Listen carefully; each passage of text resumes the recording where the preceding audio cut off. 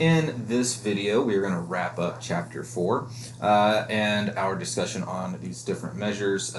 Recently, it's been on the measures of relative position. All right, so in this chapter, we've looked at these different measures of these common measures, right? Our measures of central location, measures of dispersion, and then measures of relative position.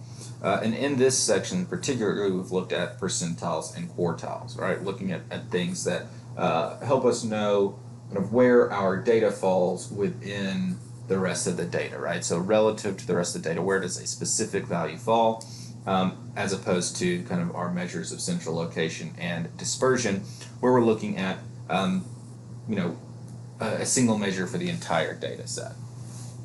Right, but we are going to wrap, as I already said, we're going to wrap things up, and this is probably going to be a relatively short video compared to the other ones, and we're going to be looking at Z-scores. Right, that's what we're going to be looking at in this video. We're not going to get too in-depth on the Z-scores in this video, but they are very important, and they're going to come back in a big way later on in Chapter 7. We're going to kind of run back over them when we get there. But it would be good to get a good handle on them now. All right, so what Z-scores do, right, they transform data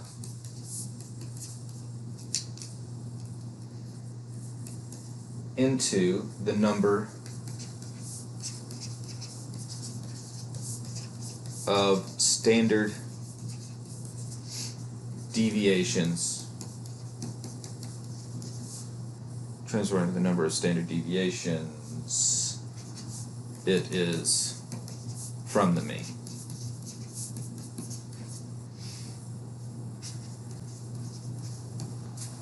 Alright, so we'll leave that definition up there for just a hot second. Definition really doesn't really show you what this means too much. Alright, but once we look at the formula, which we're going to do right now, that will hopefully make a little bit more sense. All right, so our Z-score formula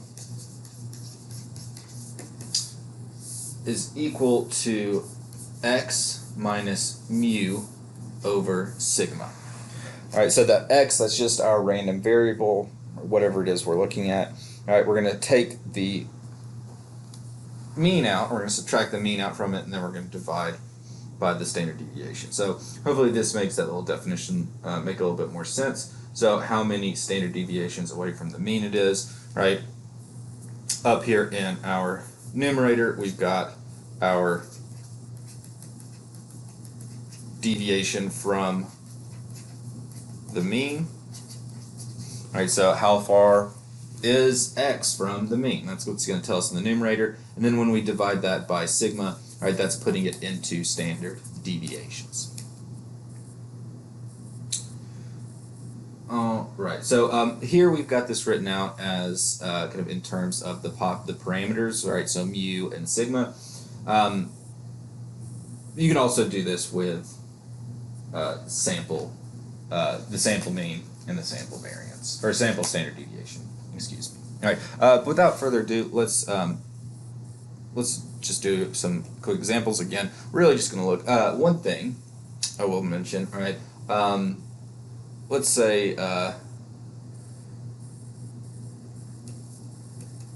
we're looking at data with the following properties. All right, so we know this data has a population mean of 87.2 and a standard deviation of 13.7. Right, and I'm going to ask us to standardize x equals 99.0. Right, so whenever you see this standardized, this is just telling you to calculate a z-score. Right, so if you have data that is standardized, or you're going to, see standardization, any of that kind of stuff, that's referencing these z-scores and a desire to put them in a z-score. So let's just do this.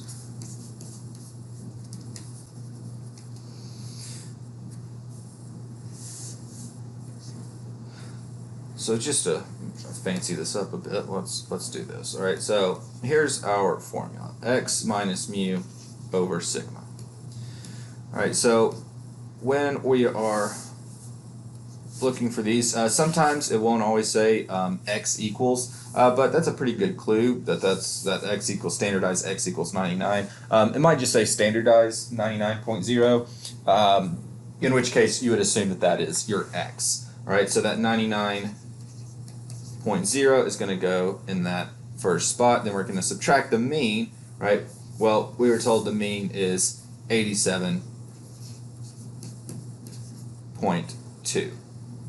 All right, and then, of course, finally, we need our standard deviation, and that is 13.7. All right, so sometimes you will get a question where everything is kind of laid out in pretty much this exact way. Sometimes it won't have mu equals 87. It'll say the mean is 87.2, and the standard, and actually have it written out. But so that's another reason why it's important to know what these symbols are, right, and what they mean. All right, so we get, once we do this, all right, once we punch that into our calculator, we get a z-score of 0.86.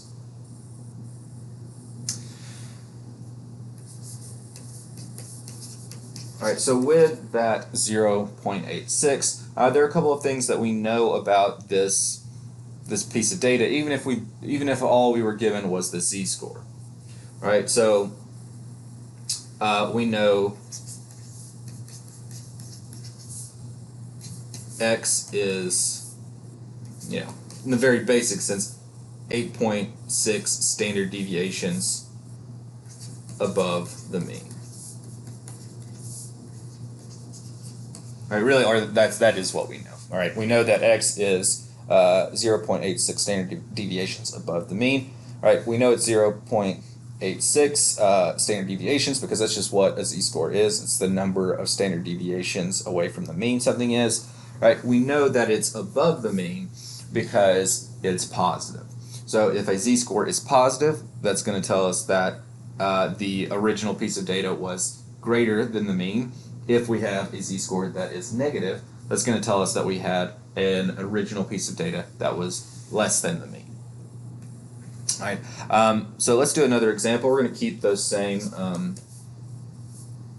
that same mean and standard deviation. You don't need to write these down if you've got them. If you're keeping notes and you've got those in your notes, it's going to be the same ones. But I just want us to write them down at the top so nobody gets confused on where those numbers come from. Right, and then this time we're going to be asked to standardize 47.6. Right, so same general principle. Right, we're going to do our z-score calculation. We're going to take our x, which in this case is 47.6. We're going to subtract our mean. It's already kind of laid out there for you, so 87.2. And then we're going to divide by our standard deviation, which is 13.7.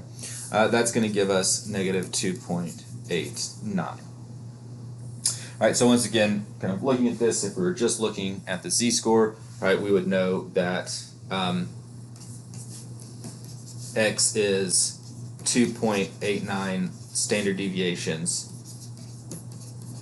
below the mean. All right, that 2.89, that just comes from the actual number we get from this calculation, and the fact again that it's below the mean. We know that because our value is negative. So if we have a negative z-score, then we have a positive. Excuse me, that doesn't make any sense. If we have a negative z-score, that means that the observation we're looking at was below the mean, was less than the mean. All right, one last thing before we leave this z-scores behind for now. I'm going to once again using the same information, but I'm going to pop it back up here just so we don't get confused. All right, let's say so an observation has a z-score of 1.58.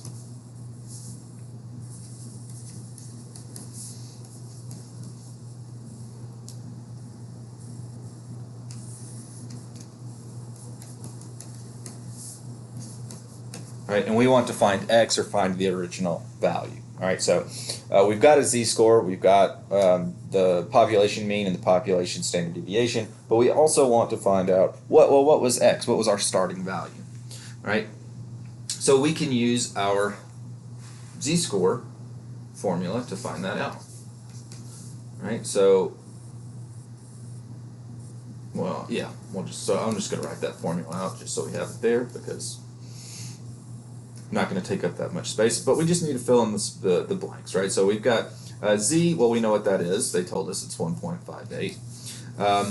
We don't know what x is, right? We know what the mean is, it's 87.2, and we know what the standard deviation is, it's 13.7. All right, so we've only got one thing unknown, so really we're just going to have to use some algebra to solve this, right? So multiply both sides by 13.7. Right, then we would add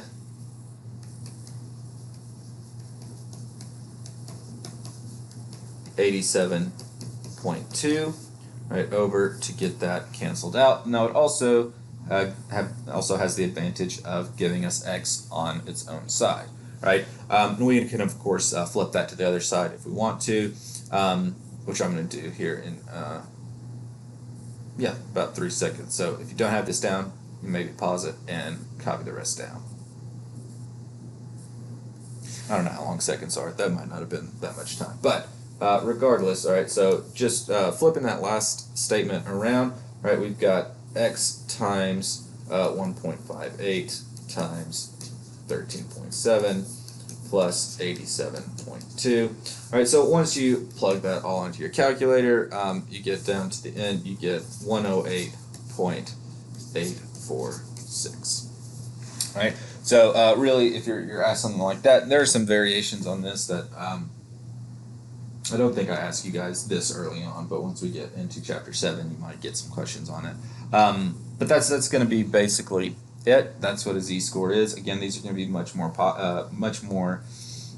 important later on, and we'll also go over them again before we get to that point. All right, but that is it for this for z-scores and for Chapter 4 as a whole. So I will see you guys in the next chapter.